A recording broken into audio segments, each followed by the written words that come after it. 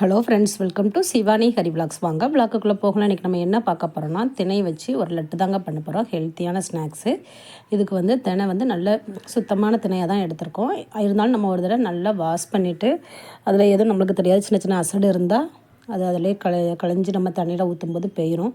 இது நல்லா ஒரு 2-3 தடவை நல்லா அலசிட்டு தண்ணி வந்து நம்ம ஊற்றும் போது கொஞ்சம் ப்யூராக இருக்க மாதிரி இருக்கும்போது நம்ம அதை அப்படியே ஒரு ஒயிட் கிளாத்தில் இதை அப்படி நம்ம பரப்பி விட்டுற வேண்டியதான். ஃபேனுக்கு கீழே போட்டுருங்க. அதுக்கு இதே மாதிரி கொஞ்சம் ஓரளவு ப்யூராக இருக்கணும். அந்தளவுக்கு ஆனதுக்கப்புறம் தான் அந்த ஒயிட் கலர் துணியில் இதை நல்லா பரத்தி விட்டுட்டு ஃபேன் காற்றுல வைங்க. இது கொஞ்சம் நல்லா காஞ்சி நான் அப்படியே நல்லா பொறுன்னு என்ன பாருங்கள், இந்த அளவுக்கு நல்லா காஞ்ச அப்புறம் அதை எடுத்து நம்ம இதுக்கப்புறம் வந்து அடுப்பு பற்ற வச்சு அதில் ஃப்ரை பண்ணி வச்சு நம்ம இதை அப்படி லேசாக வறுத்து எடுத்துக்கலாம். நல்லா ப்ரௌன் கலர்லாம் வறுக்கணும் இல்லை, கொஞ்சம் மொறுன்னு வர அளவுக்கு வறுத்தா போதும். யாருக்குமே இது ட்ரை ஆகிட்டல, அதனால் வச்சோடனே கொஞ்சம் பொரிஞ்ச மாதிரி நல்ல அழகாக வந்துடும்.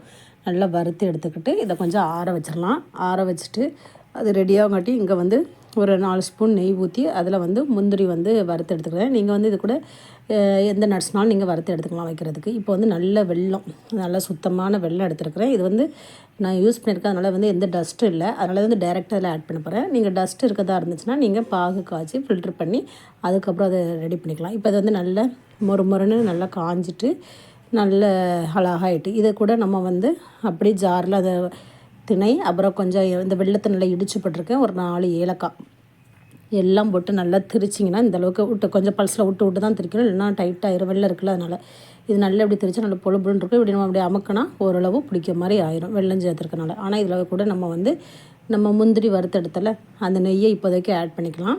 திரும்ப இந்த நெய் மட்டும் காணாதுங்க, கொஞ்சம் நெய் கொஞ்சம் ஹீட் பண்ண வச்சுருக்கேன். ஃபஸ்ட்டு இந்த நெய்யை ஊற்றி நம்ம வறுத்து வச்சுருக்க முந்திரியும் உள்ளே வச்சு நல்லா அழகாக டைட்டாக உருண்டை பிடிச்சிடலாங்க. நெய் திரும்ப இன்னொரு செட்டு நம்ம காய வச்சுருக்கேன் அடுப்பில். இப்போ இந்த நெய் கூட வச்சு நம்ம இந்த முந்திரி வச்சு நல்லா டைட்டாக அப்படி இந்த திணை லட்டு ரொம்ப டேஸ்ட்டாக இருக்கும், ஹெல்த்தியாக இருக்கும், பசங்க விரும்பி சாப்பிடுவாங்க. அதே மாதிரி இது வெளியே வச்சுருந்தா 1 வாரம் ஆனாலும் கெட்டே போகாதுங்க. நல்ல ஒரு சூப்பரான ஸ்நாக்ஸ் ரெடி ஆயிரும்.